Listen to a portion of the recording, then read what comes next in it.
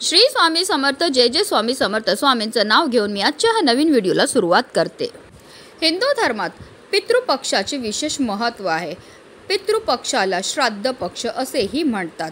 यंदा भाद्रपद महिन्यातील शुक्ल पक्षाच्या पौर्णिमेपासून म्हणजेच 7 सप्टेंबरपासून पितृपक्षाला सुरुवात होत आहे। तर पितृपक्ष अश्विन महिन्यातील कृष्ण पक्षाच्या अमावास्येपर्यंत असेल, म्हणजेच 21 सप्टेंबरला समाप्त होणार आहे। या दिवशी सर्व पितृ अमावास्या असणार आहे। ब्रह्मपुराणानुसार मनुष्याने पूर्वजांची पूजा केली पाहिजे आणि त्यांना तर्पण केले पाहिजे। श्राद्धाद्वारे पूर्वजांचे ऋण फेडले जाते। पितृपक्षात श्राद्ध केल्याने पूर्वज आनंदी राहतात। पितृपक्षात पूर्वजांच्या आत्म्याच्या शांतीसाठी तर्पण किंवा पिंडदान केले जाते। पितृपक्षात मृत्यूच्या तारखेनुसार श्राद्ध केले जाते। जर मृत व्यक्तीची मृत्यूची तारीख माहिती नसेल तर अशा परिस्थितीत अमावास्येला म्हणजे सर्व पितृ अमावास्येला श्राद्ध हे केले जाते। धार्मिक श्रद्धेनुसार जर पूर्वज आनंदी असतील तर जीवनात समृद्धी आणि संपत्ती येते, पण जर पूर्वज रागावले तर त्या व्यक्तीचे जीवन अडचणींनी भरलेले असते। पितृपक्षात दररोज तर्पण करावे, परंतु ज्यांचे पालक जिवंत आहेत त्यांना तर्पणाचा नियम लागू होत नाही।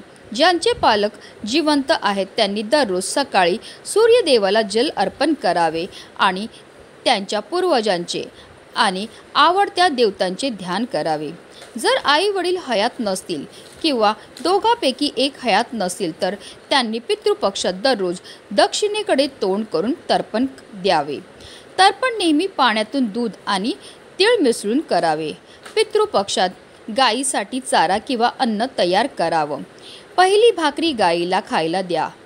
असे केल्याने देवी देवताचा आशीर्वाद मिळतो। शास्त्रामध्ये असे म्हटले आहे की पितृपक्षात पूर्ण भक्तीने गायीला चारा खाऊ घातल्याने श्राद्ध कर्माचे पूर्ण फळ मिळते आणि पितरही संतुष्ट होतात। पितृपक्षात दररोज सकाळी आणि संध्याकाळी दक्षिणेकडे तोंड करून पूर्वजांच्या नावाने दिवा लावावा। असे मानले जाते की पितृपक्षात पूर्वज दक्षिण दिशेकडून पृथ्वीवरील त्यांच्या नातेवाईकांकडे येतात। श्रद्धा या शब्दापासून श्राद्ध हा शब्द निर्माण झाला आहे। इहलोक सोडून गेलेल्या आपल्या वाडवडिलांना आपल्यासाठी जे काही केले त्याची परतफेड करणे अशक्य असते। त्यासाठी जे पूर्ण श्रद्धेने केले जाते ते श्राद्ध होय। पूर्वजांमध्ये देवताप्रमाणे वरदान आणि शाप देण्याची क्षमता असते, असा उल्लेख गरुड पुराण आणि कठोपनिषद यासारख्या ग्रंथांत आढळून येतो। त्यामुळेच पूर्वजांना प्रसन्न ठेवण्यासाठी, कुटुंबातील सुख शांती समृद्धी कायम राहण्यासाठी आपल्याला आपल्या पितरांच्या नावाने पूजा, सेवा आणि दान हे करायचं आहे। आणि म्हणूनच पितृपक्ष संपेपर्यंत दररोज आपल्याला ही एक प्रभावी सेवा ही करायची। आपल्याला कुत्र्याला ही एक वस्तू खायला द्यायची। ही वस्तू खायला दिल्यामुळे आपले पितृ आपल्यावर प्रसन्न होणार आहेत आणि आपल्याला ते सुखी संसाराचा आशीर्वाद देणार आहेत। त्यांच्या कृपेने आपल्या जीवनामध्ये असणारा प्रकारातला प्रकार पितृदोष नष्ट होऊन आपल्या कुटुंबाची भरभरून अशी प्रगती होणार आहे। तिथे कोणती वस्तू खायला द्यायची, कोणत्या वेळेत खायला द्यायची त्याबद्दल सविस्तर आणि महत्त्वाची अशी माहिती मी तुम्हाला या व्हिडिओमध्ये देणार आहे। तर व्हिडिओ पूर्ण पहा आणि जर तुम्ही माझ्या चॅनलवर नवीन असतील तर चॅनलला सबस्क्राइब करा आणि शेजारी बेल आयकॉन सुद्धा प्रेस करा, जेणेकरून तुम्हाला माझ्या नवनवीन व्हिडिओचे नोटिफिकेशन मिळत राहील। पितृपक्षाच्या काळात सर्व पूर्वज पृथ्वीवर राहतात आणि त्यांची मुले त्यांच्यासाठी श्राद्ध, नैवेद्य किंवा पिंडदान इत्यादी करतील अशी त्यांची अपेक्षा असते।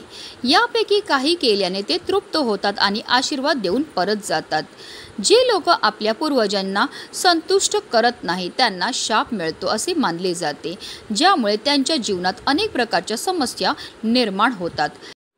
हिंदू धर्मग्रंथानुसार पूर्वजांच्या सदोष कर्माची फळं त्यांच्या वंशजांना भोगावी लागतात। यालाच आपण पितृदोष म्हणतात। ज्योतिषशास्त्रात आपल्या जीवनात अनेक प्रकारचे दोष असतात, त्यापैकी एक म्हणजे पितृदोष, ज्या व्यक्तींच्या पूर्वज सुखी नसतात त्यांच्या कुंडलीत हा दोष तयार होतो. दरवर्षी येणाऱ्या पितृपक्षात पितरांचे श्राद्ध न केल्याने, श्राद्धविधीत भाग न घेतल्याने आणि पितरांच्या आत्म्याच्या शांतीसाठी पूजा न केल्याने हा दोष प्रबळ होतो आणि सर्व प्रकारच्या समस्या जीवनात निर्माण होतात. या दोषामुळे कुटुंबात अस्वस्थता, प्रगतीत अडथळे, अचानक आजारपण, संकट, संपत्तीची कमतरता, सर्व सुखसोयी असूनही मनातील असंतोष इत्यादी अडचणी निर्माण होतात. त्याचबरोबर आपल्या मुलांच्या विवाह जुळण्यामध्ये समस्या येतात, संतान प्राप्तीमध्ये समस्या ह्या निर्माण व्हायला लागतात.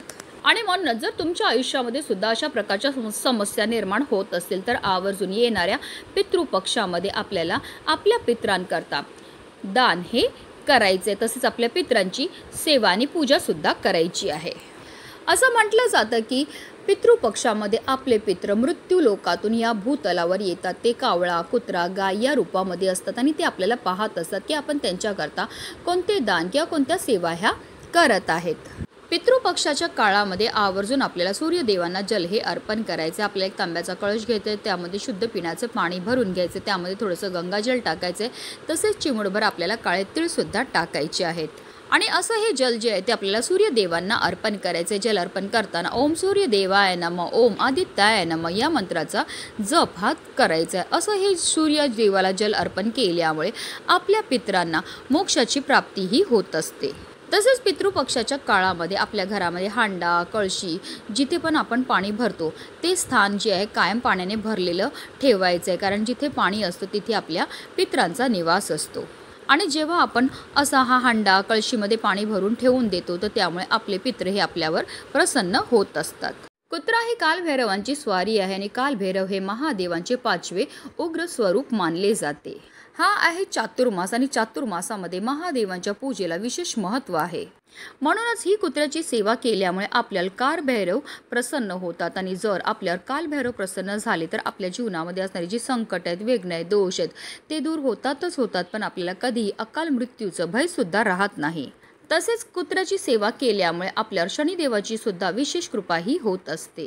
आणि म्हणूनच आपल्याला पितृपक्षाच्या या 15 दिवसामध्ये दररोज कुत्र्याची ही सेवा करायची. याकरता आपल्याला घरामध्ये सगळ्यात शेवटची चपाती जी आहे ती कुत्र्याकरता तयार करायची आहे.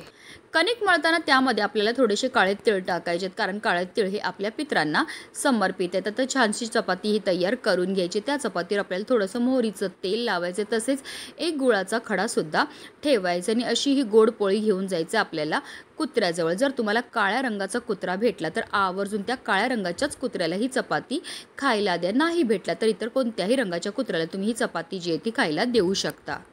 जेव्हा आपण कुत्र्याला ही चपाती खायला देणार आहे तेव्हा जर तुम्हाला तुमच्या पितरांचं नाव माहिती असेल तर नाव घ्या, नाही नाव माहिती असेल तर ओम पितृदेवाय नमः, ओम पितृदेवाय नमः या मंत्राचा निरंतर जप हा करायचा आहे. पितृपक्षामध्ये ह्या कुत्र्याची सेवा करण्याला विशेष महत्त्वही दिलं जातं. ही कुत्र्याची सेवा केल्यामुळे आपले पितृ आपल्यावर प्रसन्न होतात आणि आपल्याला ते सुखी संसाराचा आशीर्वाद देत असतात आणि त्यांच्या कृपेने आपल्या जीवनामध्ये असणारा प्रकारातला प्रकार पितृदोष दूर होण्यामध्ये मदतही मिळत असते.